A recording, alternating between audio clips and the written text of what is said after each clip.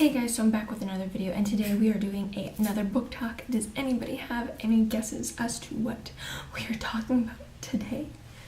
Wow, that was a very stupid question because it's in the title of the video. Way to go, Kristen.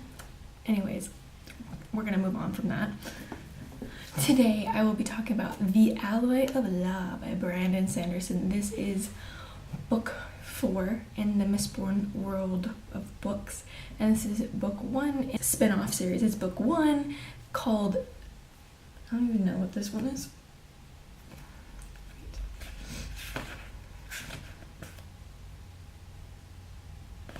It doesn't say. I don't know what the name of this trilogy is. Anyways, so I guess I can give a brief synopsis of what this is about without spoiling anything with the first series. So basically, this book takes place 300 years after all of the events that happen in The Lost Hero, which is the third book, and we get a whole new set of characters, and we're just delving more into the world, and we still get to see Allomancy, but we also get to see another type of magic and how society has evolved from what has happened, and it's just freaking amazing. Like, let me just tell you, like, if you loved Mistborn and you just aren't sure about this series because it's not the same cast of characters, honestly, you will still love it. Like, I freaking love all the characters, and I love this book. So yes, definitely go check it out. For those of you who have not read it, I'm going to have to say goodbye because spoilers, hella spoilers. So goodbye.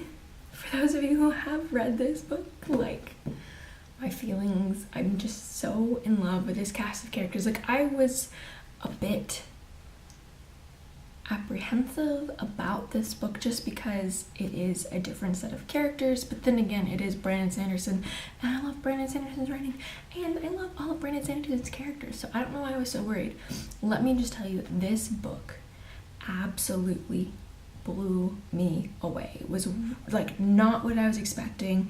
There were so many freaking plot twists, like Brandon Sanderson always does, that I did not see coming, which I think is part of the reason why I love his writing, is because normally when I'm reading I can kind of guess what plot twist is coming up, but a lot of the times with these books, I can't tell what's about to happen, and I'm always mind blown when we get to one. Holy cow. So we get a new cast of characters, and our two main characters are Waxawilliam, Lord Waxawilliam, and Wayne. And let me just say, I freaking love Wayne.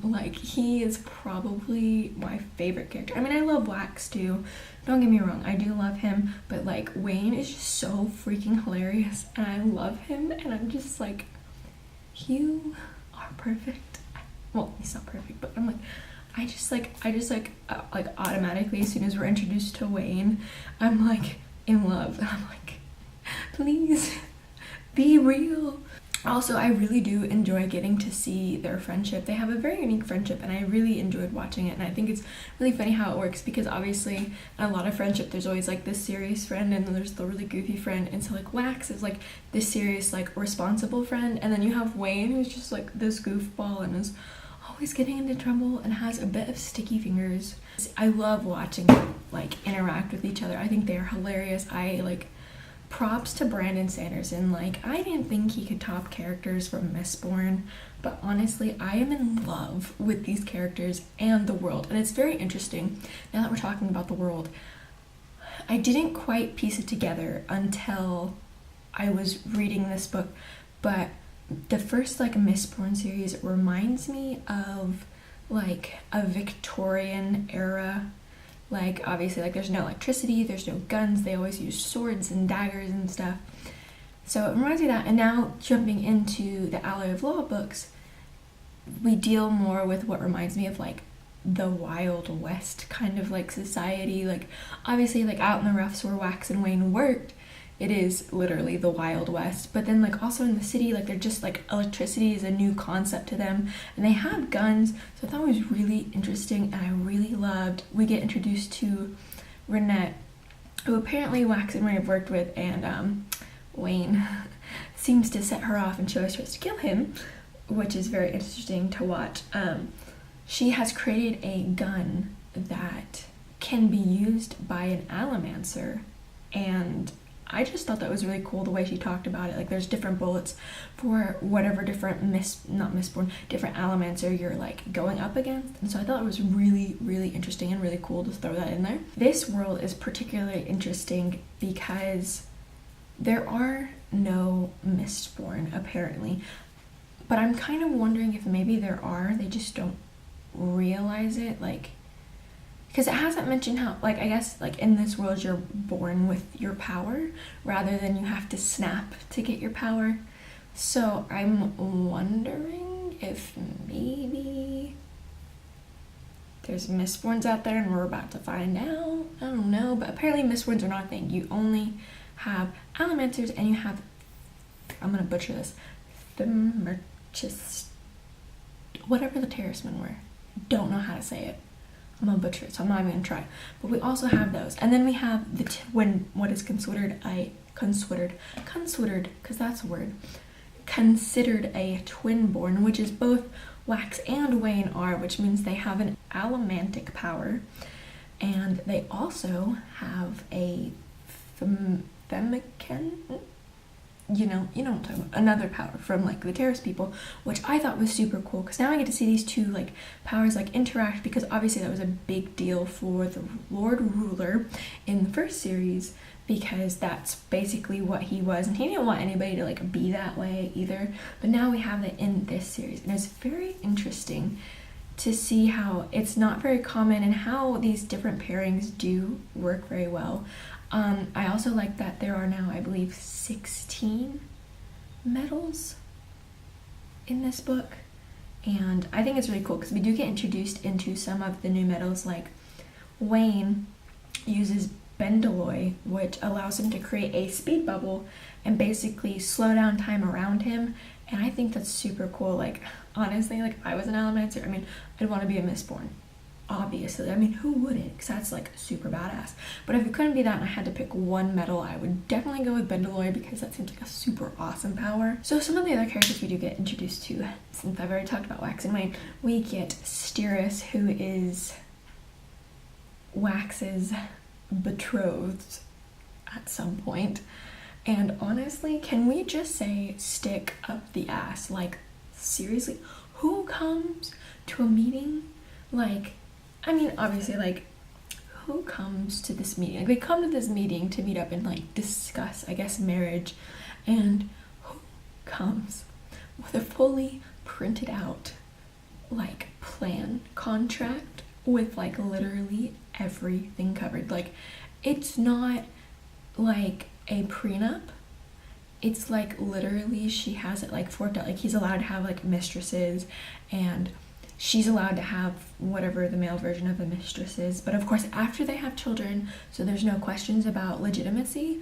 And like literally, like there's like all this shit, and I'm like, who had the time to sit down and think about this, like, girlfriend? And then I feel really bad because obviously it's more of like an arranged marriage type of thing here. Like, I mean, you still get kind of a say, but like obviously Wax is like really wanting to like have like something actually develop out of this relationship, and actually like there be like an actual like relationship eventually. Because I mean, I know a lot of other cultures do arranged marriage, and you may not love each other at first, but you do grow to love somebody after you've been with them so much. I mean, it may not exactly be the same as like a romantic like boyfriend girlfriend kind of romance, but you know, everything happens, and he obviously wants something to come out of this, and obviously Styris just like does not care. And I feel really bad, and then I feel bad for her because at the end, after she's rescued, she talks to us and says how she's been engaged several times, but the gentleman always like denies, like ends the engagement because she's a freaking nut job, but you know, it's whatever. So I'm like wondering if maybe there's something that might happen out of this. Like maybe they might like actually like learn to like love each other and like not just like stick to these strict confines of this stupid contract Styris drove up. And then we also get introduced to Marcy, which is Styris's cousin, actually half sister, because her dad's a cheating whore. And honestly, I kind of enjoyed her, especially once we actually get to see more of her and what she does. Like, she's at university, she's studying law, and like she shoots guns. I would never go near a gun. And she seems pretty badass in her own way, which I find it's funny because her and Wax talk. Like, obviously she's like kind of basically stalked Wax from like his records and stuff out in the roughs, and she's like seen him as this hero. But I find it interesting that when like she like asked him why he went out to the roughs, and he explains, and then he's like, you know, it might do you some good too, but she's like, but I actually enjoy, you know, dressing up and wearing dresses and being clean and like all that stuff, which I think is really funny because she's kind of like super badass. Like, she like tags along for this entire like adventure of like trying to hunt down Miles, and she's pretty super badass. I'm really interested to see where she goes along this series, but I also think it's sad because I think she would fit better for Wax, and I think everybody sees it. Like, Brandon purposely wrote it that way so that you could see, like, obviously she's more like his previous girlfriend, wife. I don't know if they were married. I know they were together though, but so I kind of like, I'm like, I kind of want them to be together, but also there's like kind of an issue of age because Wax is like over 40 and she's like probably around my age, and you know, which is funny because I always like don't picture Wax as like a super old, I mean 40 is not super old obviously, but I think he's like younger than he is. And then like every time Wayne talks, I think it's just because like the accent that he's written with, I always think Wayne is older than Wax, but really it's the other way around. Like, there's like a decade between their ages. So what I really liked about this book is like we get to see kind of how the characters from the first series play into this new series. Like, there's a lot of different areas within the city that is named after like Vin, and like Ellendale is named after Ellen, and like there's like a big statue of Vin and she's called the Ascension Warrior somewhere. And then I really like, because even though it is 300 years after the end of the first series, we still do get to see some characters. Like, I love that obviously like Saz is God in this series, because after what happened at the end of the third book, like, holy cow. And I really like that he does talk to Wax, and like it's just funny, and like I'm kind of wanting more. I'm like, I want my sassy Terraceman back, so hopefully like maybe we get to hear more of him like in the next 2 books, because I would really freaking enjoy that, because I love Saz. He was like one of my favorite characters in the series. Also, we get to see freaking Marsh pops up at the end of the book, and I was like, I thought he died. Didn't he die at the end of the third book? Am I the only one that thought that? Because I thought he was dead. I really did. And then he wasn't. And then he was there. And I was like, but that was funny because they have this, like, one of their like children's stories to like keep children in line. It's called Iron Eyes, which obviously was Marsh's nickname. And, you know, he became an Inquisitioner. And so I thought it was interesting that he was still alive. And then, of course, once he popped up and he was talking to Marcy in the epilogue, I was like, can we trust him after everything we went through in the first series and how he portrayed us? But then I think maybe he is on the good side, because the only reason Marsh went crazy and tried to kill everybody was because of Ruin, and Ruin is destroyed. So maybe we can trust him. And I'm interested to see where he's been hiding all these years, and obviously he's in contact with Sazed in some way. So I'm wondering if maybe like Saz, like obviously Saz is God, so maybe like Marsh is like the devil. But I don't know. He didn't seem, I don't know what he's trying to play to. So I'm really interested to see this, and I'm like, is anybody else still alive? Who else are we gonna see? Because I would really like to see, you know, a lot of other people. Something that particularly, I didn't quite notice it at first, but then as I further got along, I started to see it. Brandon Sanderson makes a very distinct point when he's writing Wax, like about Wax. He has 2 separate personas. So like we have Lord Wax William, the Lord, the High Nobleman, you know, this gentleman, and he is referred to Wax William through most of the first book. But then particularly when we get in scenes and like fighting scenes, like, oh my god, Brandon Sanderson, I don't think I've said this in my other book talks about his books, but his fight scenes are so freaking epic. Like, I love reading his fight scenes. And So, and particularly in this fight scenes when he's out chasing the bad guys and other stuff, he's referred to as Wax. So you really get to see this distinction between his city persona, Wax William, and then his ref's persona, Wax, as the lawkeeper. And I really liked getting to see that. And you get to see how his like thoughts and stuff kind of change as he's like taking on the different personas. So I thought that was really cool. Like, props to Brandon Sanderson for doing that. So like I've already mentioned, like this book takes place 300 years, and I kind of would like to see what kind of happened in that time frame. Like, obviously, like civilization has greatly improved since the end of the Hero of Ages, and I would just kind of want to see what happened and like how Spook, because I believe he becomes like the Lord Mistborn or whatever. So I would really like to see like how he managed things and stuff. So like maybe if there's like a novella or something. I don't know. I just really want to see more background. That's just because I'm like a dork and I love Spook. Freaking out. Besides, you know, the whole marsh coming into play, the freaking person behind Miles's whole crazy tangent was freaking Wax's uncle. I didn't see that coming because, you know, he's dead. And now I'm like really interested as to why he was doing what he's doing. And like obviously Wax's sister is still alive, and there's also a bunch of missing women that they've already kidnapped. And so I'm like, what the heck is going on? I need to know, like, right now. And like I'm actually like reading the second book right now, so like I'm trying to get my answers.